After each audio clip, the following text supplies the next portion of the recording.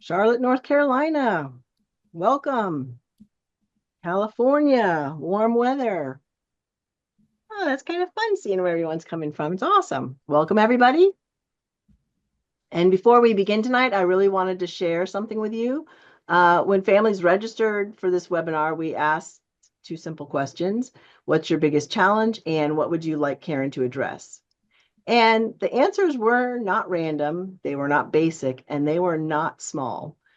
Over and over again, we heard the same thing. The IEP exists, but is it really or actually being followed? Parents feeling like they're fighting the system alone, teachers feeling overwhelmed inside the system, and families unsure if the school is truly following the plan. So tonight's webinar is built directly from your words. Karen isn't just giving a presentation, she's responding to what you told us and you are living through right now. And that is really where tonight's conversation begins. So, good evening, everyone. I'm Shantae from Parenting Special Needs Magazine, and we're honored that you're here with us. And tonight we are joined by Mayer Cunningham, known to many of you as a special education boss. And Karen is here to help families move from what an IEP says to what actually happens. And that's why she's here. And Karen, we can't thank you enough for joining us. Thank you for having me. So welcome. So do we want to start with like the first question out there? I can throw the first question out there and you guys can also start typing questions in. Molly's gonna. Well, tonight's session is to help educate people and provide clarity around the IEP process and advocacy strategies. Shantae, do you want to talk a little bit more about that, or you want me to finish this up? I would like if you would, because I'm not seeing the PowerPoint. Why is that? Okay. Okay, so this isn't legal advice, and every situation is different, and every state is different. And we are not here to blame schools or educators, but to help families and professionals better understand the process and work together. And so Shantae at Parenting Special Needs is proud to host this webinar. And the views, comments, and expressions of from this webinar are those of Karen Mayer Cunningham, aka the special education boss. So thanks everyone for being here. Yes, Any thank you all for questions? being here. Is there anything I missed on that? You got it. Okay. So Shantae, do you want to talk about the themes? Well, I would love to. I will tell you that she analyzed all of the responses of questions that came in the registrations and kind of divided them into these 5 basic categories. And the biggest one, and it's funny because we were talking about how Shantae and I both have children who are in their 30s and went through special education in the 1990s. And some of these themes are the same themes we struggled with then.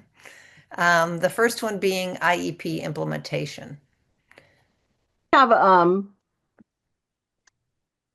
okay, I have a question. I'll just throw it out there. I have those questions printed. So um how to tell if a school is truly implementing the IEP. That was a lot of the questions that they were asking. So the plan is written, the goal is on there, but is anyone working on it? Yeah, so that's a great question, right? We do all of this work and we collaborate, we roll our sleeves up and we get to work to find the student's unique circumstances. We write a document, which of course probably goes over 2 school years, right? Now we don't all start on August 1st and end on May 30th. And so this is a collaboration and we're co-laboring. We're both in labor. So what I have my families do is at the beginning of the school year, I call it the Zac Pack, as I give the teachers a Zac Pack. So that is a 4x6 picture of your cherub, and then a 1 sheet of your student, what they need, what they're working on, best parent to contact if you need discipline or a good response or a quick response, and how to do that. And then I also give that teacher, wait for it, a fully printed copy of my child's IEP. And I give it to everyone that provides him an educational product this year. Why is that? Because school districts send out a thing called a teacher bundle. I don't know who invented the bundle. I don't know who the bundle barista is, but we need the whole IEP. So I'm going to give it to Shantae. I'm going to give it to Molly. I'm going to give it to Emma. I'm going to give it to Michelle. If you're the music teacher, if you are the ROTC teacher, if you're his JV basketball teacher, I am putting in your hand a printed copy of my child's IEP so that you have it, because often schools don't get it to all teachers. They usually just give it to the core teachers: English, writing, math, science, and social studies. But last time I checked, you have a disability in PE, you have a disability in marching band, right? And so that they all know it, and they all have my contact information, and they all got that one sheet. And so we are to partner with the school district, right? We're not asking them to do anything any more than you would ask somebody else to do everything for you. And so we're working as a team for this student to have successful student outcomes. So I would say, if there's something that I can do to partner with you, let me know. If you're making gains in an area, let me know. I'll reinforce that at home. And then if you really have questions about whether you think it's being implemented, I use an acronym called TED. And that is, it elicits a conversation and questions from that professional that will let you know if they're in fact working on the IEP, and if we need to make adjustments. So I might say, Shantae, when you work with Billy with math, he loves it. When I work with him in math, he throws it on the floor. Can you tell me what that looks like? And then E, Molly, when you are working with George on writing, he seems to love it. Whereas when I do it, he says, I don't have to do that at home. Can you explain to me, when you work with him in the writing process, how you get these outcomes? Or, Michelle, can you describe what you do with my son during science, because he loves it with you? And when I work on science, he says he can't read the word. So could you describe what that looks like when you're working on his goals? And so we're not here to accuse. We're not here to, the teachers don't work for us. Our bills we don't pay their check. Let's not do that. But we just want to know what they're working on so that we can do what? So that we can reinforce that and expand it, right? And so that there's not confusion around that educational benefit. And so if you start that conversation and be involved, then that's how you'll get those outcomes. The other thing that I do, and remember, this is not personal, this is business. This is the business of educating your child. At the beginning of the year, I'm going to say, Shantae, super excited about 25, 26, go Bobcats. Could you provide me a list of all of my son's teachers' names and a list of the second adult in the class? And it's very important that you say it like this: the second adult in the class. You also have to know that teachers don't hire teachers, right? And so if there's a staffing issue, it has nothing to do with the teacher. It has nothing to do with the paraprofessional. But if Shantae says, oh, I've got a great special ed staff and it's Molly, I love Molly, but she's a CPA. She's not a special education teacher. And so we get into these words that sound good, but aren't true. So students that are delivered special education related services, those special educators and related service providers must be credentialed. There's a letter from OSEP, the Office of Special Education Programs, which talks about it in depth, October 4th, 2022. And so you can't provide specially designed instruction, special education, if you are not a credentialed special educator or a related or instructional service provider. There has never been in 50 years an exemption or exception for the credentialing of special educators. So while there's a fast path and an alternate path to get a general ed credentialing, and that exists everywhere, you either are a certified educator or you're not. And so getting that information at the front, first of all, you have their contact information because we're going to work together. We can figure out who's working on what. And then, you get a start at the beginning. Don't wait till your IEP meeting February 2nd, right? You need to be involved from the beginning. We're working as a team for the student to have successful student outcomes.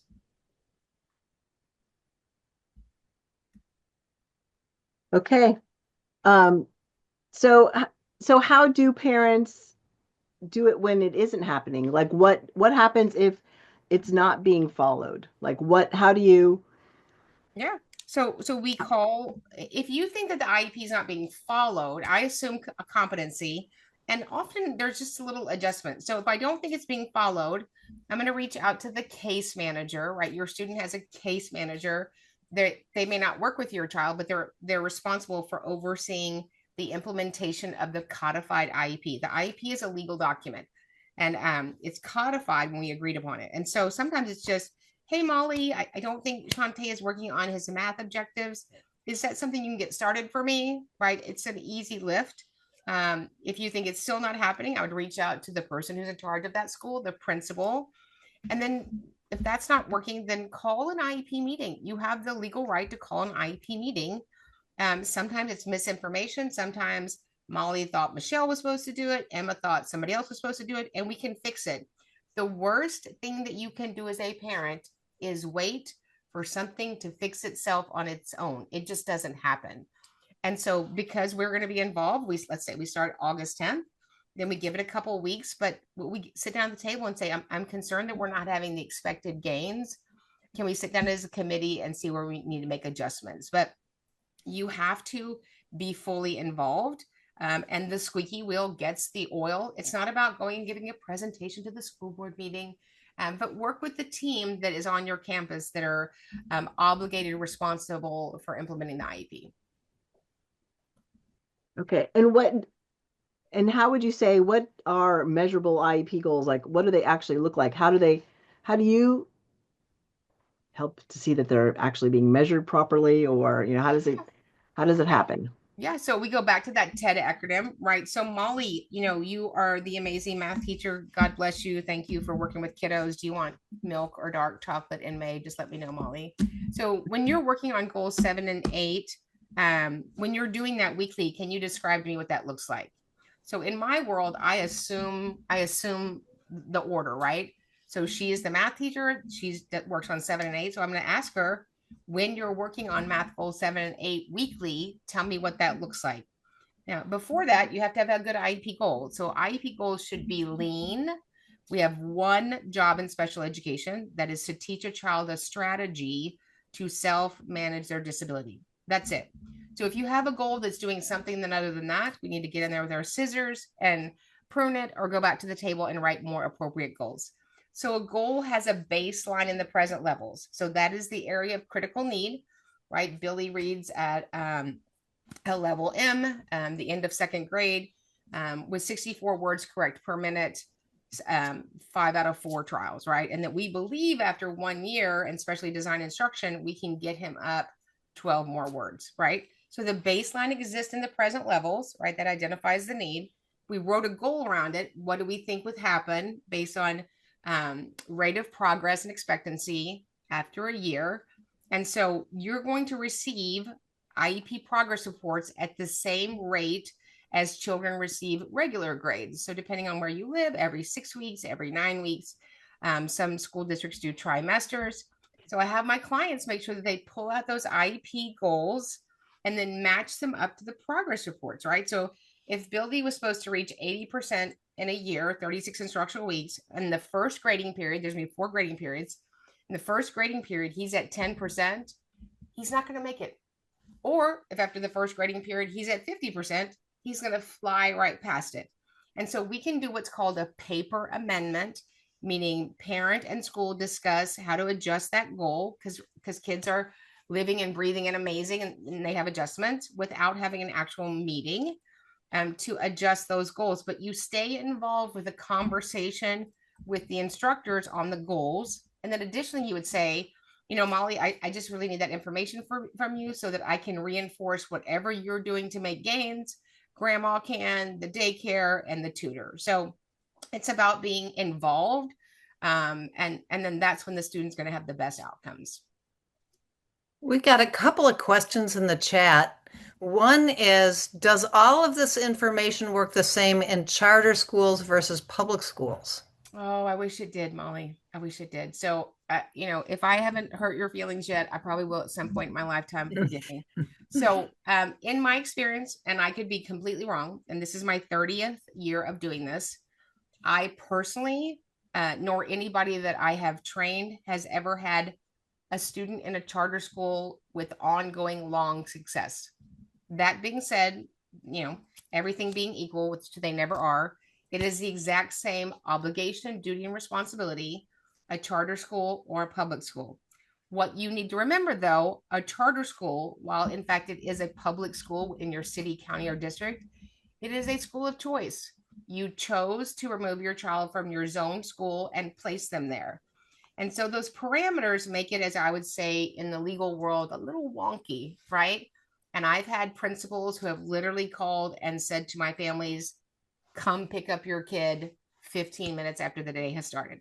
So while we are running low on special education, amazing professionals in public schools, we're really running low on amazing special educators in charter schools. And so I usually have some lovely woman or some lovely man running up and down stairs and across the building trying to be all things to all people. So I would say if your child has many comorbidities or they are greatly impacted by the totality of their disabilities, that I would really sit down and see if charter schools are the right placement for your kiddo. Okay. So do you think we've kind of covered enough on implementation? I had two questions on that I just want to ask. We didn't really say Shantae was going to ask questions, but I just want to clarify a few things. Yeah. When you said earlier on caseworker, okay, who is that? Like, where do I find that person? Because does someone find that person? Because I feel like I've ran into people trying to help with their IEPs and they don't know who they're supposed to talk to first. And there is a hierarchy, I know, but like, who is that caseworker? And is it called different things in different schools? Yeah, so it's a case manager. So a caseworker would be more like social. That's what I meant. I meant case yeah. manager. Sorry. So let's say that Molly is the case manager for Elm Elementary School. So she's got K through 5. And she's in charge of, she's at every IEP meeting, and she provides continuity. So that really is the first. I mean, you can reach out to whoever you want to reach out to, but that would be the first person that I reached out to. And again, we're back to school. Bring in your Zach pack. Here's my cherub. Here's his picture. Can't wait for a great year. We're proactive. Too many of us, and I'm one of them, we react because we weren't proactive instead of responding. So this is a partnership. This is a dance that you're going to do for a school year with that school. So start out from the beginning, excited to partner with them. And I know parents are overwhelmed, and parents with kids with disabilities are overwhelmed too, but you can send that to them electronically. You can bring that in person so that they know who you are, and that we can all work together. But your case manager is the point person for the disseminating of information. Let's say that I said, hey, Molly, Trevor needs extended time, 50% on math assessments. So I don't need to call a meeting. The only time that you actually have to call a real actual meeting where we're all there are 2 times. When we're talking about eligibilities, adding or removing, and we're talking about minutes, right? Other than that, we can do what we call a paper amendment. So me and Molly decide it's paper amendment. Trevor needs more time on his math test. So she's going to disseminate that to his 7 teachers. I don't need to call each of them and go, did you get it? Did you get it? Did you get it? That's her job. Okay. And so since you're on that question, since you just said that, can you tell us who is responsible for what via the teacher, para, district, private, all that kind of stuff, like go over their job responsibility? So the person that's responsible is listed on the determination of services page or the schedule of services page. So the law only obligates us to list special education services. However, some districts will list everything, and it will say on that page, ELAR, which is English, Language, Arts, and Reading, 100 minutes a week. It'll list the setting. And so if the setting is general ed and there's special education services, you can assume that that is a student with a disability receiving their English, Language, Arts, and Reading in a general ed setting. Special education minutes have to be delivered by a certified special educator. And so I know you're going to clutch your pearls, but we have a book coming out in a couple of weeks called The Epic IEP Paraprofessional, where I've taken all of my folders and given you every statute from ESEA 1965 to NCLB 2001 to ESSA 2015 that you can actually see the statute that says paraprofessionals, who are the backbone of school districts, and they've changed my son's life and everybody else's lives. They're not teachers. They're not. And so a paraprofessional providing special education support minutes must be under the direct supervision. Don't know why we have to have a conversation around what that is, but then it goes on to quantify what is direct supervision. And that standard is met whenever they are in frequent contact and close physical proximity to the credentialed teacher. So if Molly is our favorite para and she's left in the life skills class all day, we love that, but that's not direct supervision, right? So those minutes on the schedule of services page are special education minutes, and each of those must be delivered by a credentialed certified teacher and or paraprofessional who's under the direct supervision of a credentialed teacher. Okay, Molly, was there somebody had raised their hand and asked a question? I just asked her if she could put it in the chat. Okay. And we have several good questions. First of all, one person says she loves watching you and she is starstruck. Oh, thank you. But there is the OT, occupational therapist, refused to provide progress notes at my son's IEP meeting. She said she doesn't have to, and that my son has maybe participated in 3 sessions since the beginning of the school year. I asked her when she was planning on letting me know that, and told her not only should there be an OT goal, but I should have progress reports for the 60 weekly minutes of OT he qualifies for. None of this conversation was included in the meeting notes. How can I include this in a state complaint? Yeah, so there's a bunch of things going on here. So when we look at, so the law says under Andrew F, the 2-part FAPE question. First part is, did the state meet their procedural obligations? The second part is substantive. Did the LEA write an IEP to enable the student to make progress appropriate in light of their circumstances? So you wrote an IEP, your son met eligibility for occupational therapy services. So at minimum, she would have either had to write a standalone IEP goal or be attached to an IEP goal. You couldn't provide a service without measuring and mitigating something, right? Number 2, the fact that she said she doesn't have to. I have read a lot of law books and I've never seen the doesn't have to section. So this is what we say, love. Should you choose to deny me blank? And if you guys take your notes, write this down. Should you choose to deny me blank, please provide that denial in a prior written notice. So should you choose to deny me progress, information, testing, a good chair at this meeting, should you choose to deny me blank, please provide that denial in a prior written notice. Because everything in special ed is either denied or granted. There's no gray, right? And so, of course, she has a legal obligation to implement OT services, and you are due records for your child. So in the federal law, 300.613 talks about everything that's used, maintained, and kept in accordance for a child. So anytime Molly takes a note about James, she sends an amazing email. There's a recording.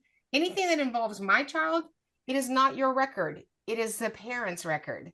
And it makes that very clear under 300.613 that everything that's collected, maintained, and kept about my child is my record. So I would want my record under 300.613.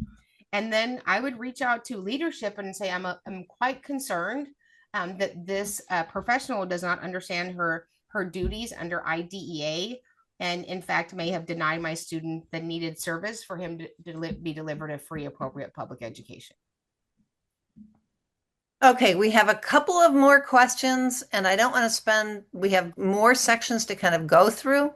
But what do you do if a student who has significant disabilities, severe and profound disabilities, is not having their IEP implemented by their teacher and is left with paraprofessionals only? And I think you touched on that. Yeah, so and so here's the thing.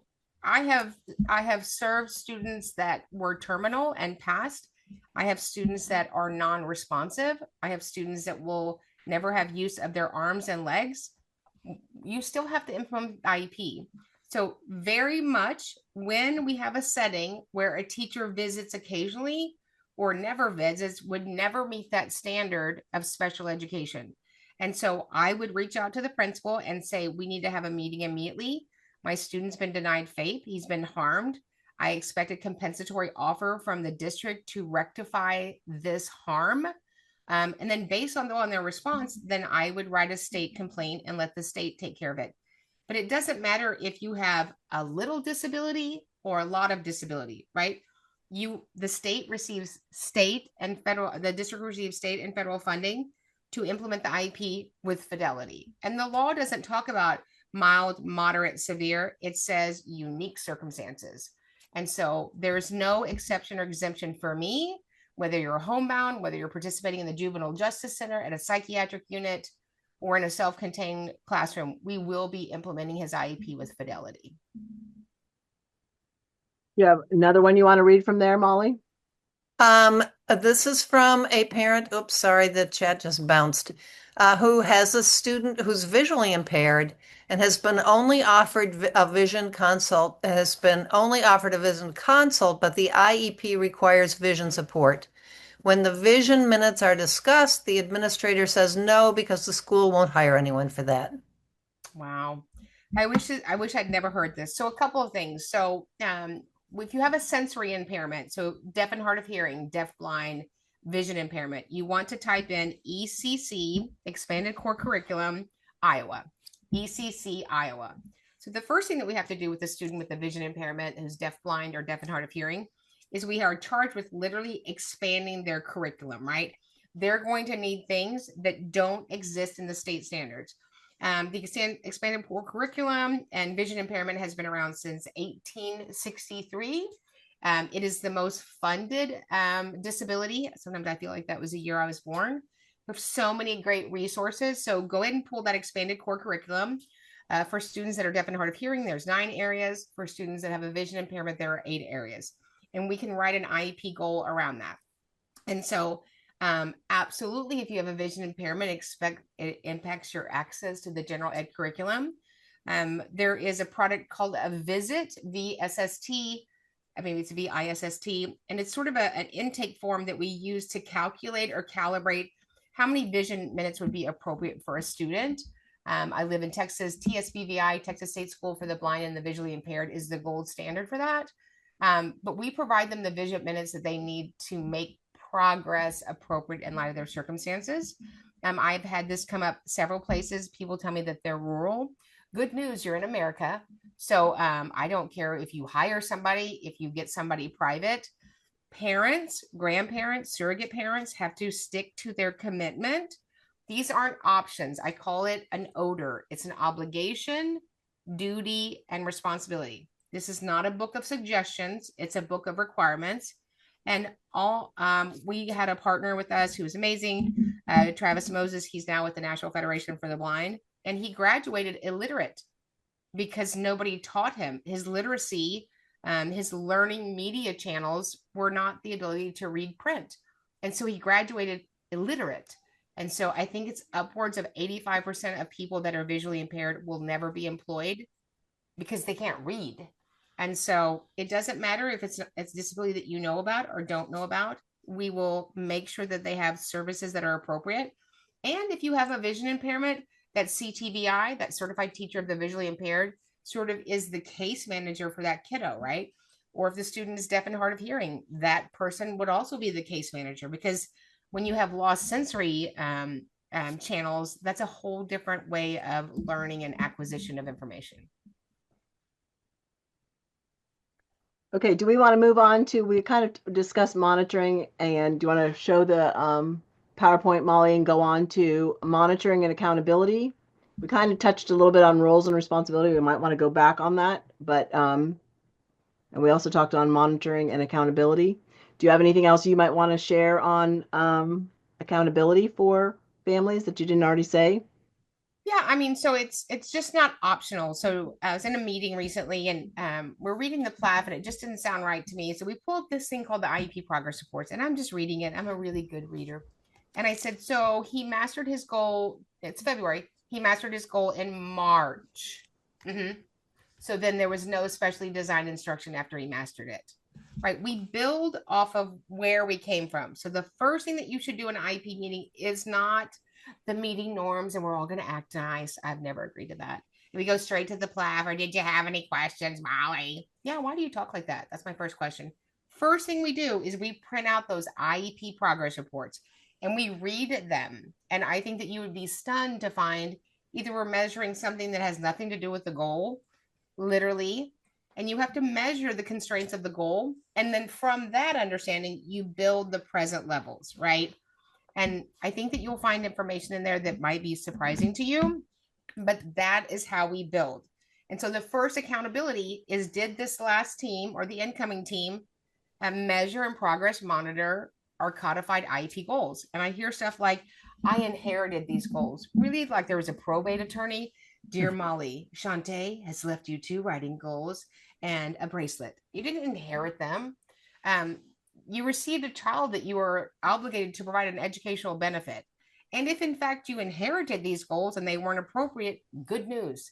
We call a meeting and we adjust them. So the first accountability shows up in how they took data. Because until I know how they took data, I can't write the present levels.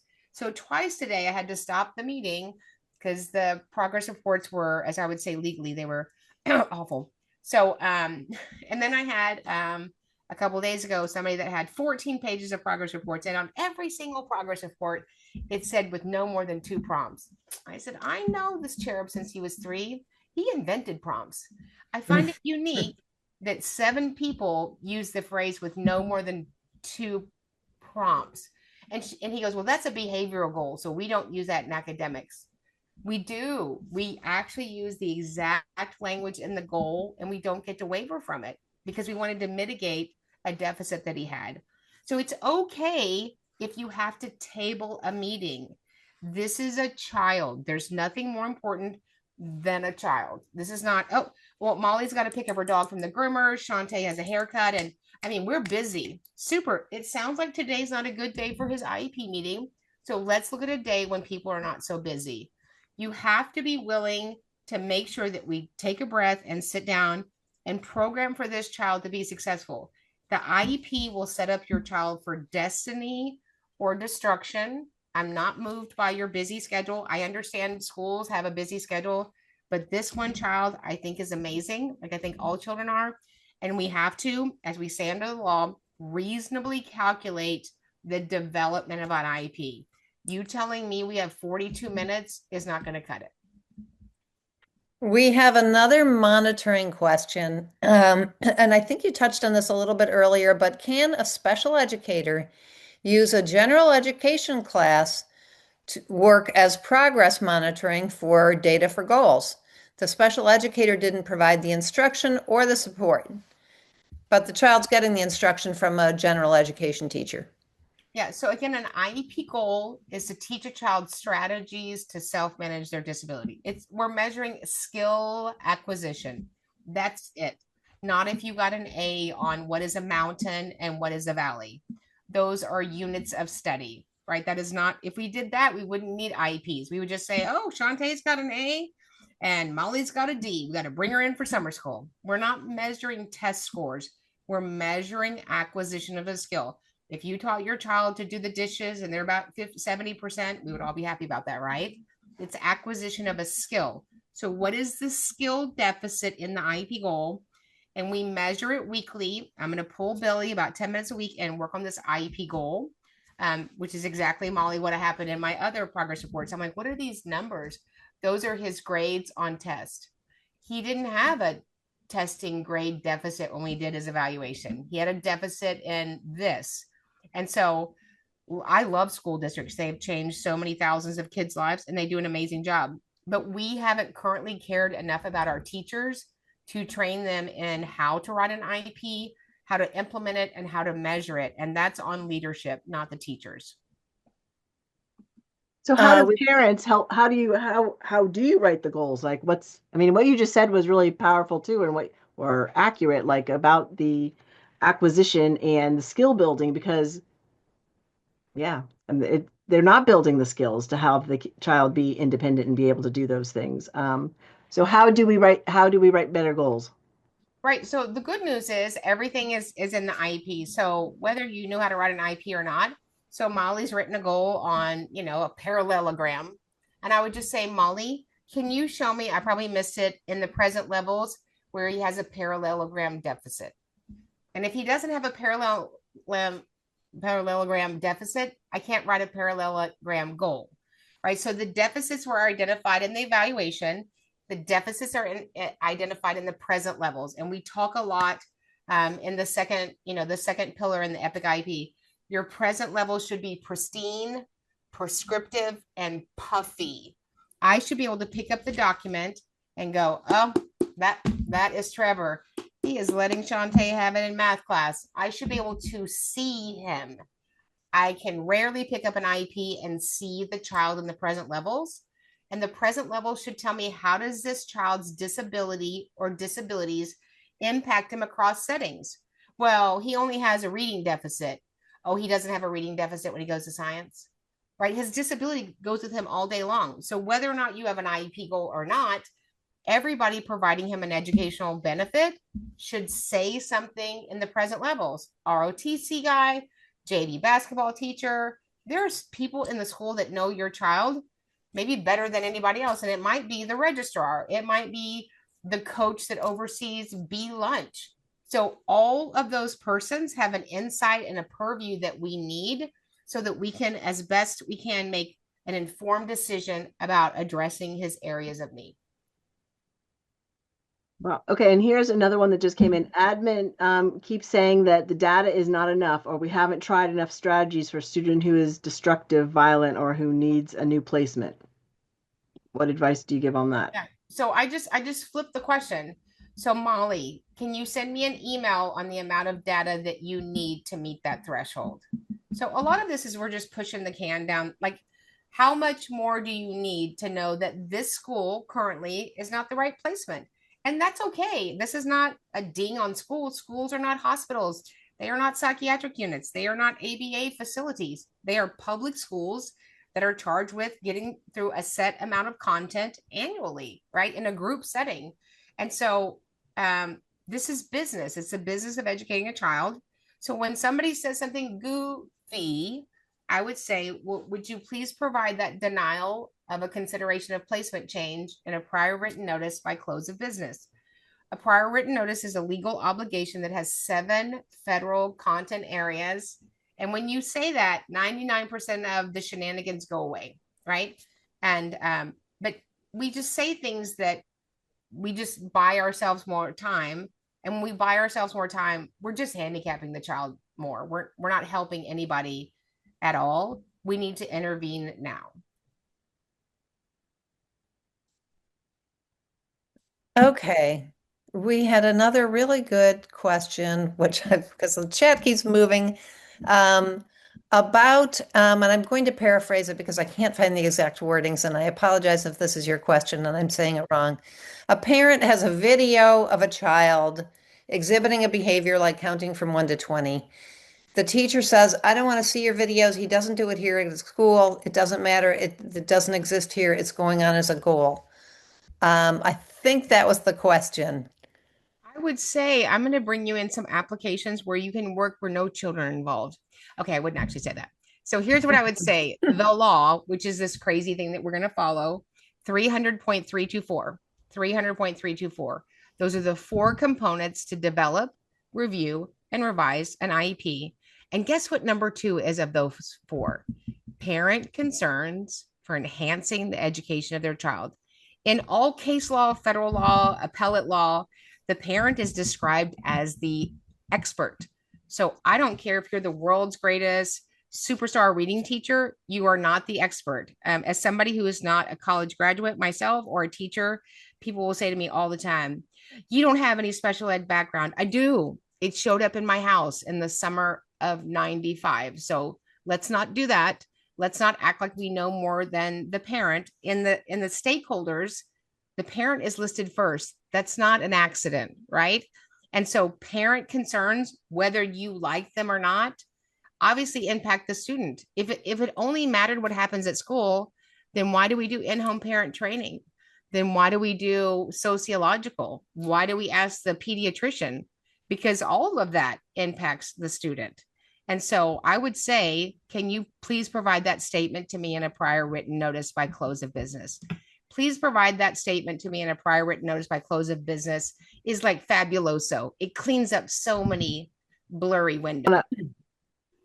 Can we talk about graduation and diploma paths, please? Yeah. So let me see if I can see the question. So what do you recommend, or how do you select them? So, there's so much misinformation that's given to parents. I represented a family all the way through due process a few years ago, and the student was identified with dyslexia as a 5-year-old. And the team said to the parent, if you make her eligible for dyslexia and the SLDs, she won't graduate with her class.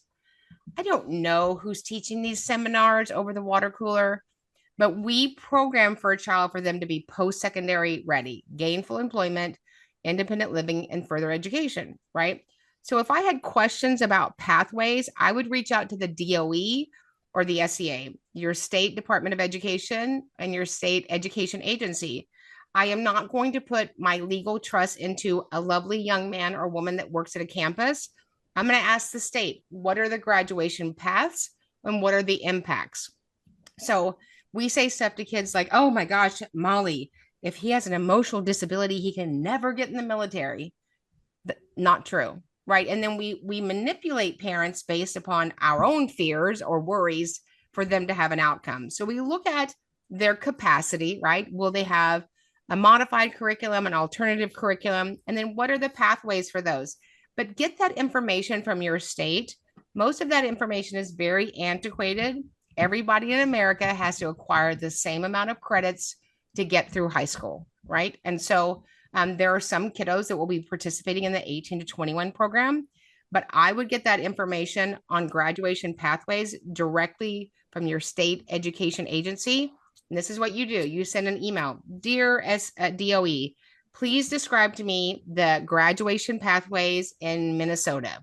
And then you will have that. And then you go back to the meeting and say, Molly, I'm not sure where you got your previous information. It might have changed, but this is the current information from the state. Wow. Updating the IEP, is that allowed? Good news, it's not possible. You know why? Because you're the team. So when I hear the parent and the team didn't disagree, so that's a fate violation. We can't do that. So can you change that Molly's a math teacher to Michelle's a math teacher? Absolutely. But the contents of the IEP aren't movable. And so the IEP, sometimes people say it's a contract. It's not. It's actually the law. So at the end of your meeting, when the principal looks up from his phone and he says, I'm going to read the assurances. Do you know why he reads the assurances? That's an obligation for taking federal money. IDEA is a grant money program. That's it. So the obligation is you can have this grant money, Wisconsin, but you have to implement the IEP exactly how it was written. If we want to change the IEP, any team member, then we have to convene an IEP team and have a conversation about those needed changes. Oh, I wish you were around when I was had my kid in school. Now she's graduated, but okay. Here's a question. My son is in a six to one classroom with a 1-to-1 aide. Another student flipped a table and struck my son in the head, resulting in a diagnosed concussion. The student has a known history of violent behavior. I do not feel the school kept my son protected. What procedural step can I take under IDA if I believed his placement was unsafe and FAPE was not provided? Sure. So the primacy for education, number one, is safety. If we don't have safety, whoever is being unsafe, there's no learning. So I would certainly address this with the principal. Certainly these things happen. It's not lost on us, whether they're a general ed student or a special ed student. I would ask the principal going forward, what will be the safety plan for the class where my son receives education? Based upon his answer, and hopefully we're going to make the class safe. If he's going to leave that student with those acute needs in there, then we'll need to have a meeting to talk about my student for out of district placement at the expense of the district. So not going to leave my child where he's unsafe. Certainly people with disabilities and people without disabilities have behaviors, right? That is nothing I can do anything about, but I can't leave my child knowing that he's going to be harmed or have to ready himself daily to not be harmed. So I assume that you're going to take care of this as a leader in this school. If they don't, then we'll have to have a conversation about out of district placement at the expense of the district. This is a very similar question to what was asked before. In my child's IEP draft, the present level states that she demonstrates comprehension of a grade level text, but assessment data shows that she reads at a much lower level. How can parents request wording that accurately reflects their child's actual performance and support needs. And I think this goes back to the other one where the parent said the child demonstrates this behavior at home, but we're not seeing it at school. Very similar. So a couple of things. So, if Shante says my son runs a 100-yard dash in 2 seconds, I would like to see that what? Data. Anything that exists in the document must be backed up by data. What is data? Data is something that I can put into an exhibit in a courtroom. And, if you've ever heard anybody in a courtroom and somebody starts telling a story, they'll go, objection, hearsay. Because if it's not backed up by data, it's your opinion. So if he reads at grade level, we would love for you to screen share the data that supports that. Additionally, I have my families do two things. I have them do a 3-minute cold read and a 3-minute cold write. What does that mean? So you're in 7th grade. Shante is certain that he reads on 7th grade level. Super. I'm going to pull some 7th grade books over the weekend. Everybody's happy. I'm going to record him for 7 minutes. I'm going to divide that. For a 7th grade passage, I'm going to do it for 3 minutes. I'm going to record all of his errors, his self-corrects, his miswords. He adds a word. I'm going to take those off as errors and I'm going to divide it by 3. That will give me his WCPMs, his words correct per minute. And we know from 90 years of oral reading fluency that words correct per minute are connected to comprehension. So we have 4 components of reading: dyslexia, basic reading, fluency, and comprehension. All of those impact a student. I had a student today that reads at grade level and he comprehends, say with me, nothing. He doesn't comprehend it, but he is the reading phenom. So if we're not looking all 4 pieces of the reading, then we're missing it. And then, the data is the data. So I always say a picture's worth 1,000 words. Most districts do not want to watch your video, right? So you're saying that he reads on grade level at school, but he steps off the curb and he loses 4 grades. It's not possible. There might be a little bit of difference. And so we have to look at the data as a committee. And let's say that he does read really well at school and he doesn't read well at home. Well, then that's a different problem, right? That's GMF, that generalization, maintenance, and fluency. So there's not enough sticky there. So then we need to make adjustments as well.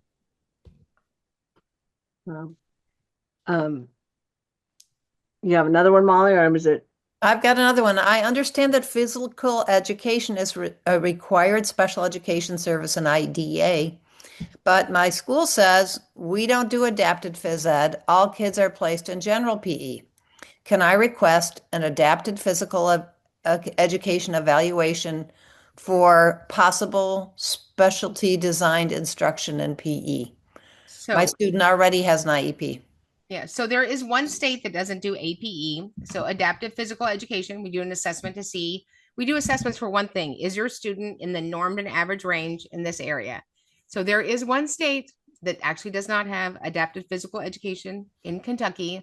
And I might have told them at the meeting, this is why you've never won the Super Bowl. So they literally don't have it, but you can still request it privately.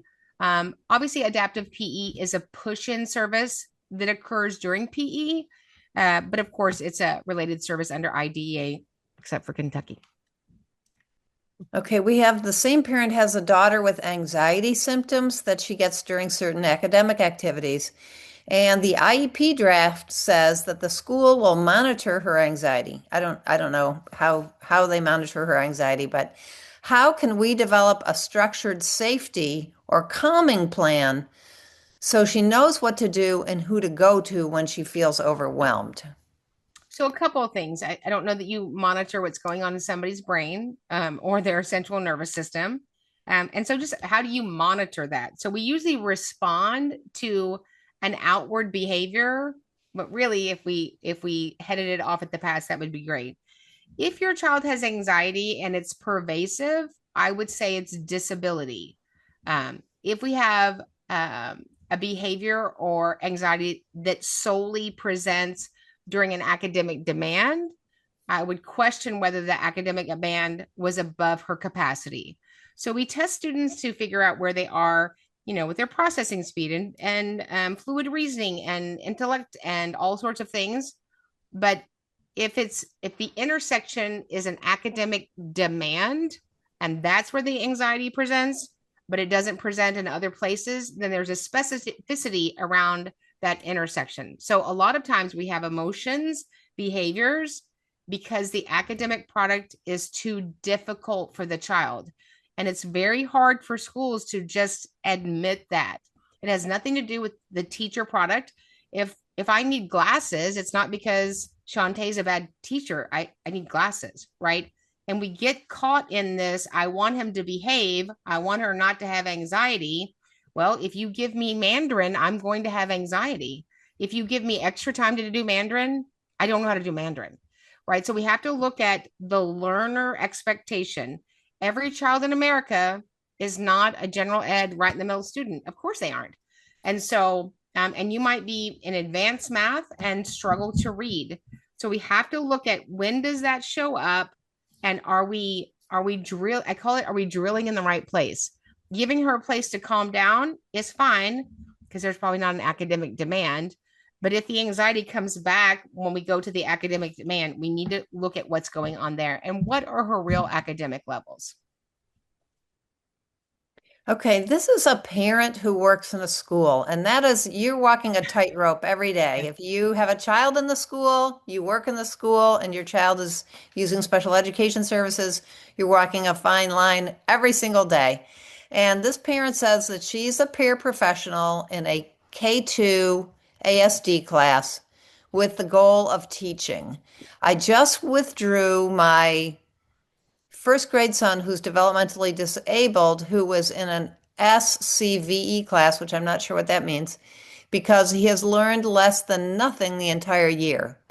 All my requests for PWNs, which I'm assuming is some kind of progress notes, except one, at the last IEP meeting were denied.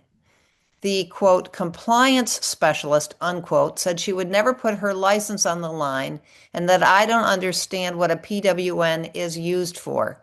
I told her even if we fully agree on an issue, I have the right to a PWN. When I file a state complaint as a parent and win, how likely is it that I will keep my job as an employee? Well, thank you for serving kiddos. I'd be happy to steal you and make you a rock star special education advocate so you can help kids from the outside in. So when a school chooses to do something or chooses not to do something, they have to provide you a PWN. If you ask for it, if you didn't ask for it, if you said you don't want it, it's a legal obligation. And so it's a little book that we have coming out soon. The PWN is an obligation to inform the parents. Procedural rights and safeguards are in place for two people, and neither one of them are the school. So your lovely person that told you you didn't know what you didn't know, we could probably do a press conference in front of their office, but it's an obligation. And so there are some people in schools that have a lot of power and control and are not ethical people, and they shouldn't be in special education or any education, but they are. And so when you file your state complaint, you would want to say November 11th, December 3rd, January 3rd, the school denied me my prior written notice. And why they did it, why they didn't do it, doesn't matter. So that denied you your right to meaningfully participate and know what decisions were coming with 5 days advance notice. And so the state doesn't take that as a procedural violation that ends up being a substantive violation. So procedural violation is the processes, but it can be so weighty that it turns into a substantive violation. That means the substance of what your child gets. So you were personally denied 2 procedural violations of IEP team membership and meaningful participation in the IEP team process. So we're actually in a series right now in Special Education Academy on procedural rights and safeguards. They're safeguarding the parent. And so when they're violated, it just flies all over me. Will you keep your job? Probably not. Probably not, love. But you will have done the right thing, and another amazing district will take you, or I'll take you and make you a special education advocate. I would tell you what a hearing officer told me many years ago. If this is who they are when you file, this is who they're going to be after you file. So you have to look at it. Is it worth me staying here? And I don't have that answer, right? There are a lot of times that I tell parents, you don't need an advocate, you need a realtor, right? But sometimes you're in a work setting in all kinds of jobs that the leadership doesn't support their employees, which I don't understand that at all because teachers walk on water. But thank you for doing what's right. And thank you for serving kiddos. Okay, this might be our last question. I'm not sure how we're doing on time, but I think it's an important question. What should we reasonably expect from an advocate that I hire to support the IEP process? Well, they're like husbands. Sometime I got a starter one and then I had to re-up. Um, Yeah. you need to look at an advocate as in depth as you would look at an investor. If you're going to give somebody $100,000 or $500, you would look at one, is this what they do for a living? Right? We have a lot of, Shantae's lovely, Molly's lovely. I can just say I'm an advocate. I can also say I'm a swimwear model, but I'm not. So an advocate understands the law, understands the letter of the law, the spirit of the law, the application of the law. This is what they do for a living. The law and the information in the IEP are great. If you don't have the skill set to navigate and negotiate in uncomfortable truth conversations, you're not going to be a very good advocate because we have to have those conversations. If they don't have relationships with the school district, I don't mean that we go shopping together, but I have long-standing relationships with school districts. That's where I work. And I think that there are a lot of advocates, unfortunately, that are interested in billing and do things like, I'm going to charge you this amount of money for the first 4 hours. But also it's like a relationship. When I have a client, when I, start out with Shantae and her little boy is 3, we're going to be together for 16 years. That's how it's going to work, right? So is this person's modality, their communication style, their temperament, is that going to mesh with mine? And additionally, you want an advocate that leads the meeting and equips everybody there. I'm there to give information to the diagnostician, to the principal, resource them. But I always say, if we're not here to serve families, you shouldn't be an advocate. Parents with kids with disabilities have enough to say grace over without somebody else making it worse. Okay, do we have time for one more? I have all the time that you guys need. This is a very serious question. Since starting kindergarten in the fall, my daughter is showing some very serious signs that she's experiencing trauma at school, such as behavioral regression, toileting regression, extreme exhaustion, and school refusal, to name a few. She's also been saying a blue owl has told her to keep secrets from her parents. I have tried desperately to discuss this with the school and get their help. Her teacher refuses to provide daily communication despite being required per her IEP, and the administration downplays and discounts what we are seeing at home. They have stated that what happens at home isn't their problem, despite the timeline. I don't know what to do from here. So my opinions are often polarizing because there's not a lot of wiggle room. I've done this is my 30th year. I'm currently in possession of 6 filings and 2 warrants for 8 persons in a self-contained classroom that harmed the children. I hope none of that ever happens. I hope none of it ever happens. It happens. Self-contained rooms should not exist. We should have bay windows just like we do at daycares. We should have cameras in them. We do not. There's an amazing thing inside of you called your gut, your knower, intuition. If you're a mama or a parent or a grandparent and you think something's wrong, I would rather you act on it and be wrong than not act. And so if you were my client, if you were my friend, I would tell you to call Child Protective Services because they have an obligation to go in and address those issues. But the fact that the school district is, dismissing you, you probably have a child that can't speak up for themselves. And it's our job as advocates. We speak up for kiddos. I love the Child Protective Service system. It gives language to situations that I can't access because they're behind closed doors. And hopefully there's nothing there. There's no there.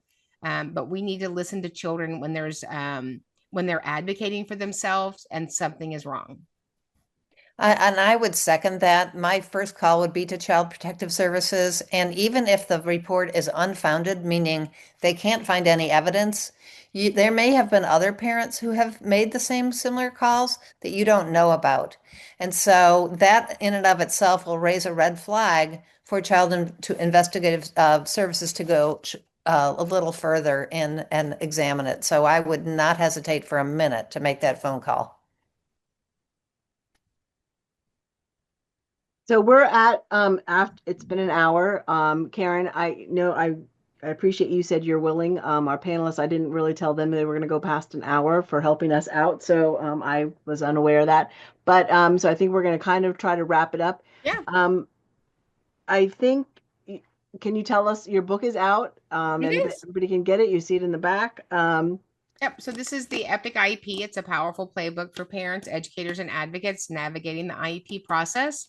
And so it's the same 7-part framework that I would write your IEP if you were my client or train an advocate. At the end of every chapter, there's a checklist for parents, educators, and advocates. So we don't miss anything. And, I have my mission statement on the inside, which is, when we get it right for the child, we get it right for everybody. And if we don't have it right for the child, we don't have it right for anybody. So it's worth the extra time. It's worth maybe having to table a meeting to get it right for a child. Because when we equip children and give them services and access and equity, they flourish. And we have lots more questions, but thank you very much. Yeah. I don't see the slide. I want to thank Molly. Thank you for helping us out. Um, Karen, tell us too, because someone did ask a question. Are you going to have an academy for the parents as well, or it's just the book, or how? Yeah, so Special Education Academy, we have every Monday night at 8 p.m. The first month is free. I teach in series and then we open it for questions from lip color to LRE. And we have superintendents and teachers and parents and just a whole team that's for kiddos. Most of the people watch it afterwards because they might be a teacher and they don't want their name on there. We have over 400 hours archived in the academy. So you literally could go in and pull up due process. You could pull up a manifestation determination and watch those series. That's every Monday night, 8 p.m. Central. We have VIP where we train. It's ongoing training for special education advocates. And then, of course, we do professional development in school districts and have ongoing pathways for them. But, our heart is that people all understand this process and how it changes. It gives a family hope and it gives a child a future. You can follow us on any of the platforms, Special Education Boss, Special Education Academy. And if there's anything that we can ever do for you, please don't hesitate to let us know. Well, And I am sorry, there were a lot of unanswered questions here, and I'm sorry that we could not get to everyone. Shantae, will this webinar be recorded and posted somewhere? It is recorded. We will send a replay out to everybody that did register, and we will post it on our site for people to click into. So it'll be available there as well. And Karen, I can't thank you enough. I wish some of the things that you're saying now, I mean, boy, everybody needs to be educated. It's so important because Yeah. as having a child that's 28 and I'm sorry, she's 29, but and even the kids that she hangs out with and realizing like kids cannot read, it just is like Yeah. it's just unbelievable. Kids, her peers, are referring to. Right. So Right. that makes me and just some of the things you were saying too, like you said it in a different way that I had not heard before, and I liked it very much when you said about it's their acquisitions of skills, right? Because I don't think people think like that, or I never thought like that when I was thinking of her learning different things. It was Yeah. kind of, I do it now that I'm older with her, like Yeah. how to like teach her if she needs the steps broken down, etc. But when she was going through school, didn't quite get that. So, anyways, but I hope that this helped everybody and that we will have better success with our kids in special education. So, kudos for what you are doing out there and getting it out there. And Molly, thank you very much for helping us. Everybody, thank you for attending. And our two moderators that are behind the scenes also helping. Thank you very much for that. And you guys, I think we listed or we will.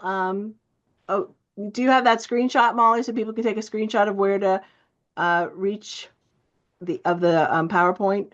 The last one was a thank you, and it also had resource information for Karen and her links. It is up there right now. Okay, I don't know why I cannot see it, everybody. I'm sorry. Um, I don't have, let's see, I could try to put the links in the chat, but it's going to exit the PowerPoint if I do that. You know, I put the So, links in there. You don't have to put the links. I just put I put they could take a screenshot of it and at least would help them get where Yeah, they're and going. you can find me everywhere. All of our link trees, all roads lead back to our team. So anything you need, just reach out to us. But again, thank y'all for having me on.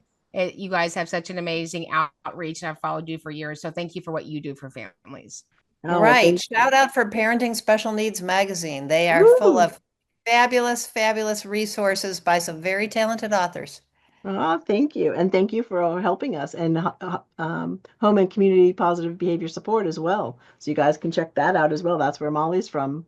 So thank you. All right. Thank you all. We're going to end it and everybody have a good night and thank you.